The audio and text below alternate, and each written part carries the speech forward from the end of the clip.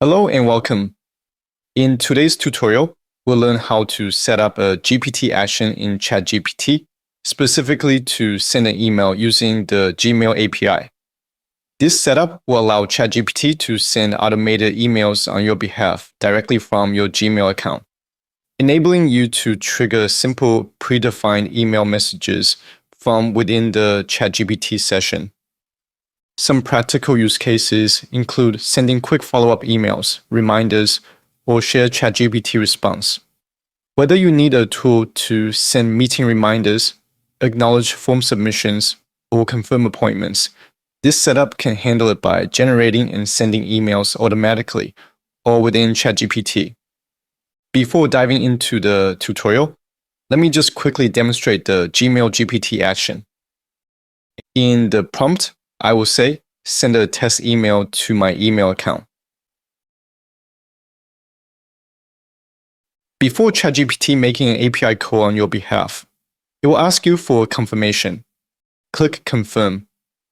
In the background, ChatGPT will go through the GPT actions available and select the action with Gmail integration and sending email function, and use that function to send an email. Once email is sent in my inbox, I can see that a new email titled Test Subject is received. One of my favorite things to do is use ChatGPT to quickly share an URL or send a note to myself. For example, I can ask ChatGPT to draft a joke and send to a specific email address. Pretty cool stuff and a lot of potential to streamline your workflow if you are a heavy ChatGPT user. Now, with that being said, let's get started. To get started, you'll need to have a Google Cloud account. Head over to the Google Cloud Console at console.cloud.google.com and sign in if you haven't already. If you already have a project created, you can skip this step. Otherwise, select the drop-down on the top. Select New Project. Give the project a name and click Create. Click Select Project once project is created. Now let's enable Gmail API. In the navigation menu, under APIs and Services, click Library. Navigate to Gmail API and enable the API. Now, let's configure the OAuth consent screen. The purpose of this step is to define how the app will request Gmail permissions and how it will appear to users, ensuring transparency in what the app can access. In the Google Cloud Console, go back to APIs and Services and select OAuth consent screen.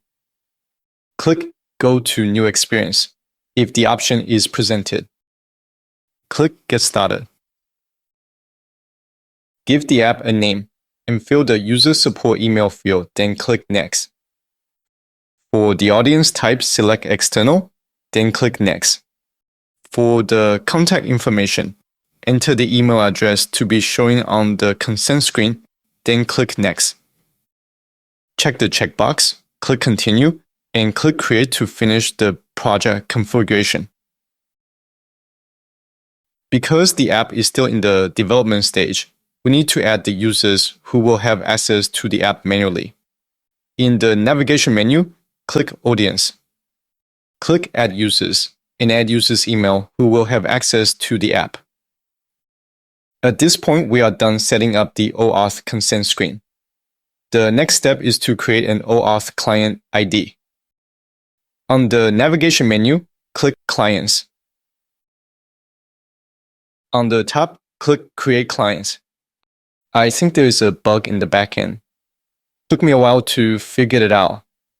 If you see the message asking you configure consent screen, press F5 to refresh the page. For the application type, select Web Application and give the client ID a name. We will come back to add the redirect URI. For now, click Create to create the OAuth client ID. With Gmail API enabled and credentials created, let's move to setting up a GPT action in ChatGPT to send an email. In ChatGPT, navigate to My GPT's page and create a GPT. Give the GPT a name. In the instruction, specify what will the GPT do. All the resource files are available on the link in the description below. Depending on your use case, enable or disable the capabilities. Now, click Create New Action to set up the Gmail GPT action. In the Authentication dropdown, choose OAuth. In your OAuth client ID, copy the client secret and client ID to GPT Authentication, client ID, and client secret fields. When you copy client ID from Google Cloud Console, there is an extra space at the end. Make sure you don't include the space when you copy the client ID. Type the scope, authorization URL, and token URL showing on the screen. For the token exchange method, choose default, then save the settings. To get the schema, go to the URL in the video description below and copy-paste the schema text.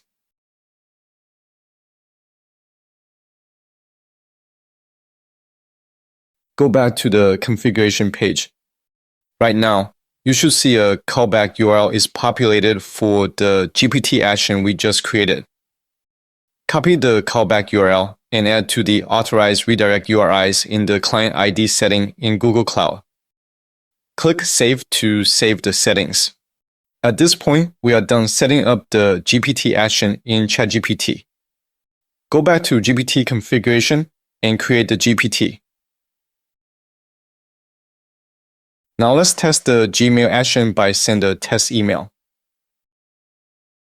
If you set up everything correctly, you should see the option to sign in. This is a one-time thing until the session is cleared or reset. Click Sign In and go through the authentication.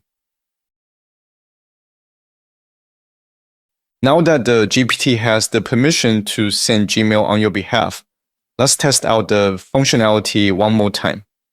On the preview page, in the prompt, send a test email to yourself. Click Confirm to send the email.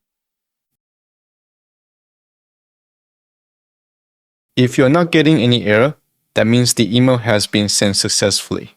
Go to Gmail, refresh the page to check if the test email is in the inbox. Now click Update to ensure all the settings are saved. And now we are officially done creating a GPT with the ability to send Gmail emails. To test the function one more time, I'm going to ask the GPT to share a link to my email. And it worked perfectly. And that covers everything in this tutorial. I hope you find the video useful. Don't forget to like the video and subscribe for more videos like this. See you in the next one.